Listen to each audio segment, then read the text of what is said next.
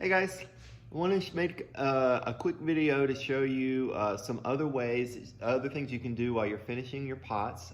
This one is going to focus on adding a foot ring and a one-fingered handle, both of which I'm going to do for this mug here. So this mug is a little short curvy mug, just a very light curve. It's not very big, and I kind of like that about this. I think it's gonna be great for like espresso or something like that, or tea, or whiskey, just depending on what you want. I'm sort of looking around here. So what I want to do is I want to put a foot ring on this, which will lift it off of the table a little bit, and that extra lift was going to do two things for me. I think it's going to actually refine this form a little bit in a really nice way. So that's part one.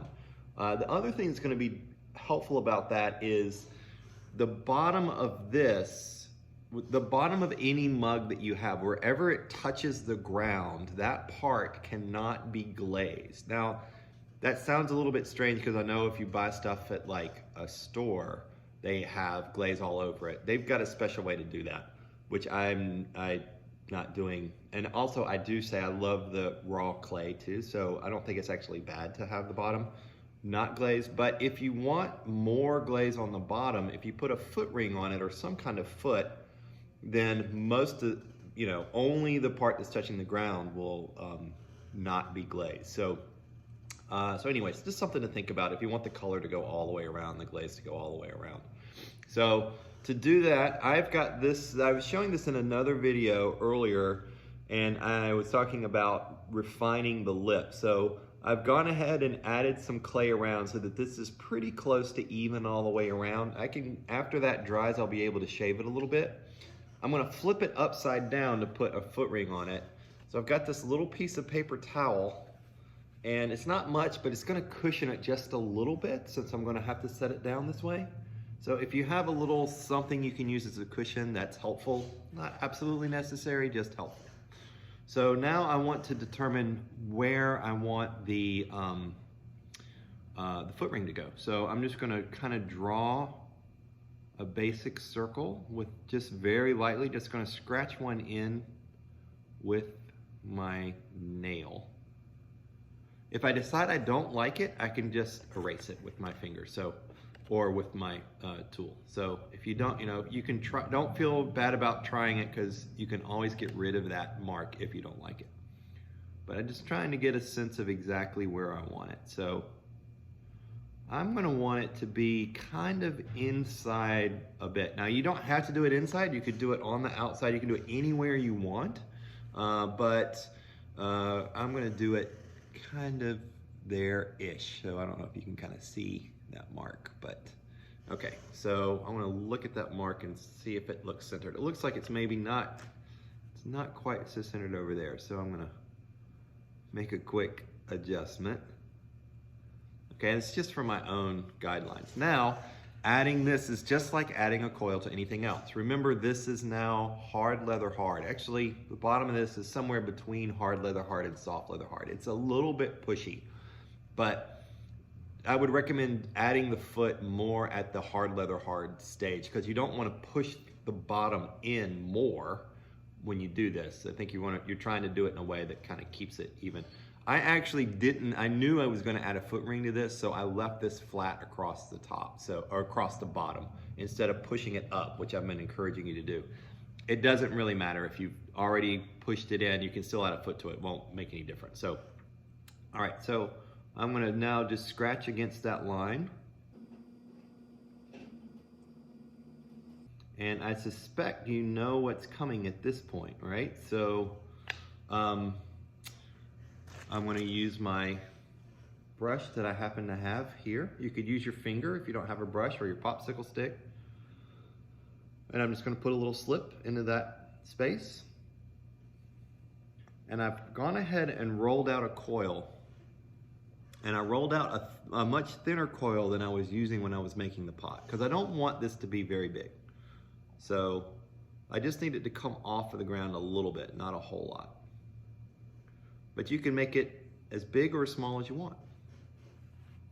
So now I'm going to cut through. This is this was another credit card tool. This one I just sort of cut into a kind of a knife shape. So I'm going to use this to cut through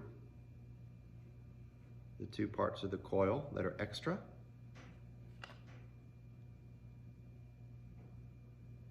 Put that back in the clay and join this.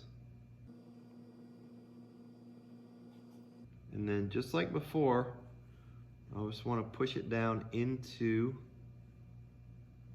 that clay that's underneath. Now this time this coil is so skinny, I'm having a very hard time getting my fingers to get around there very well. I can kind of do the outside part.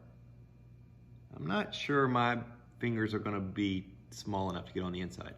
So I'm going to use the popsicle stick, just like a finger. So I'm still going to support, and then I'm just going to push down like that.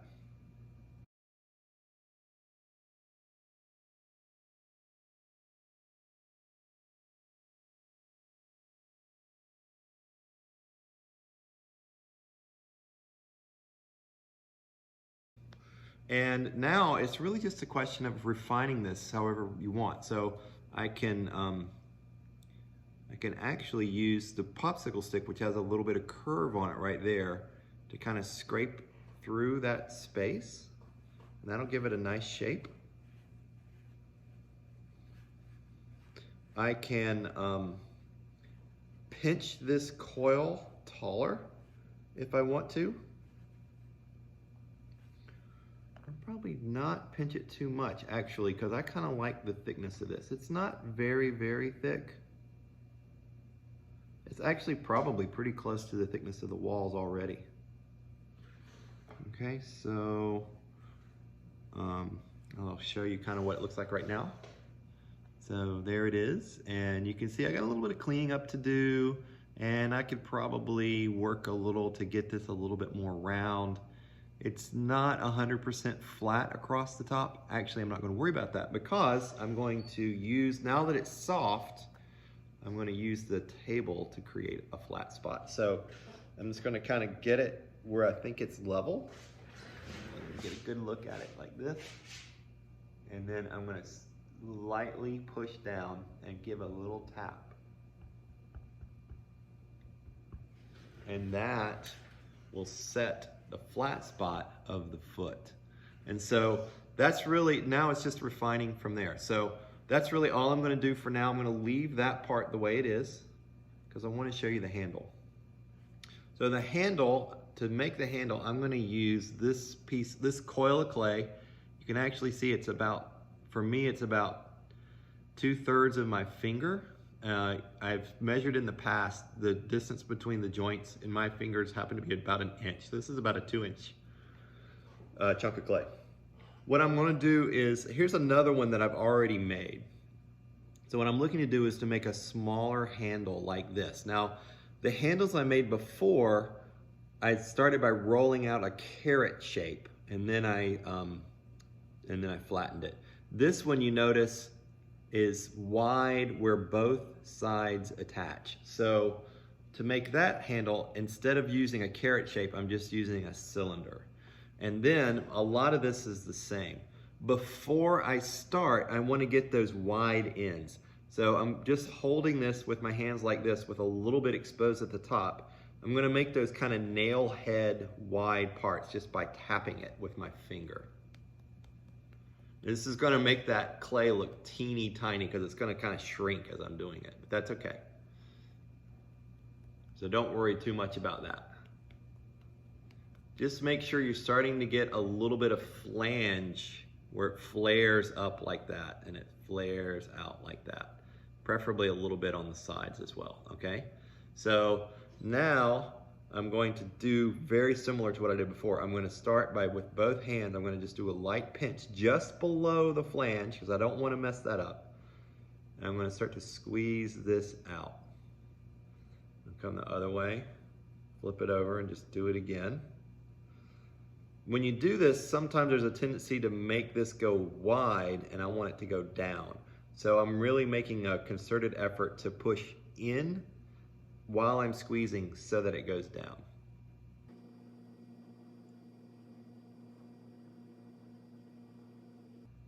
Okay, now that it's starting to get a little bit wider, I'm going to put fingers on the side and fingers on the top and bottom, and I'm going to squeeze that way.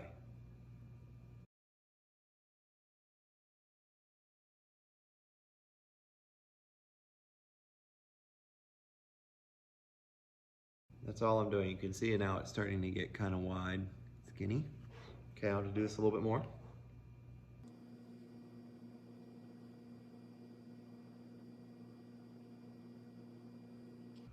There's a tiny crack starting to appear right on the edge.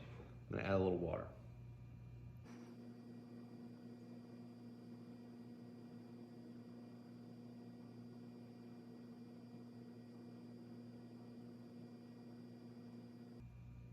Okay, now it's getting nice and thin. So it's actually starting to bend into my shape for me. So you can kind of see this is a 1-finger handle. I just need to figure out where I want it. I want it up at the top or down the bottom or right in the middle. Or maybe even coming off of the top like that. Kind of like that. What do you think? I'm gonna go, that's tempting, but I think I need more clay. I can squeeze this a little bit longer. I could actually just get another coil and start another coil. So if anytime you put a handle on and you don't like it, just take it off and then make a new one.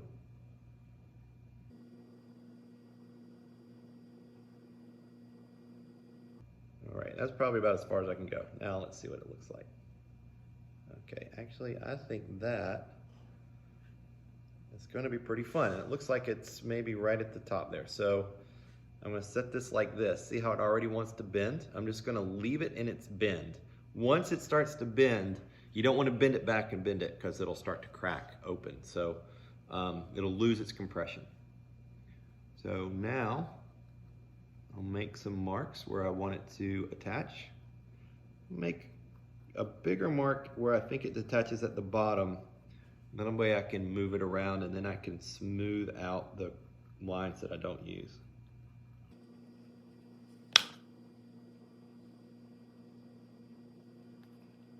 Okay, I need to score. Now that I've scored this, I need to score the handles too. I've put slip there as well. And again, I'm just trying to hold it in the bend shape that it already was in. So, all right. Attach the top. I'm just gonna push that in right there. Okay, just enough to get it into place so I can push the bottom in.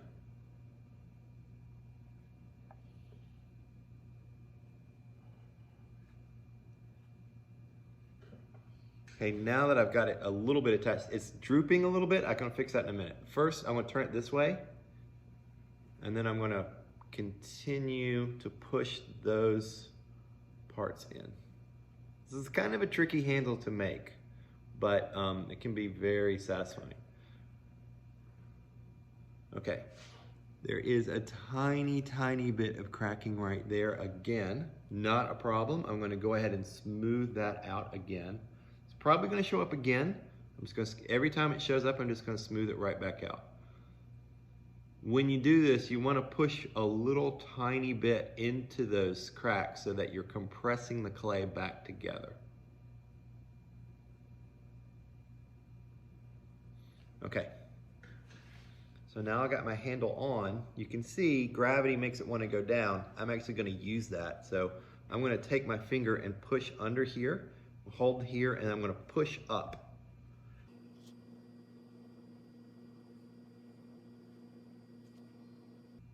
This part didn't get quite as attached as I want. Okay. So looks like I have to push underneath here. There we go. That's where I want it. So I want it to kind of have that shape right there. So I'm going to take a little bit of extra clay. This is from that coil that the little tips of the coil. Just real quickly, I'm gonna make a little prop. Okay, and then squeeze it into place right under there. And that'll hold it up. So this will actually dry quite fast because there's so much clay exposed to the air. So I'm just gonna let this sit for about 5, maybe 10 minutes. And then I'll probably be able to take the prop out then. You can test it and then put it back in if it's not working. I'm gonna just keep checking for cracks and make sure that I get all the cracks filled. And then even I can come back and fill around the attachment points. I can add little bits of coil in there if I need to fill a spot. But that's it. So this has now a foot and a 1-fingered handle, and it's pretty much ready to go. I'll probably do a little bit of more refining later, but that's it. Hope you enjoy it, and more videos to come. Bye.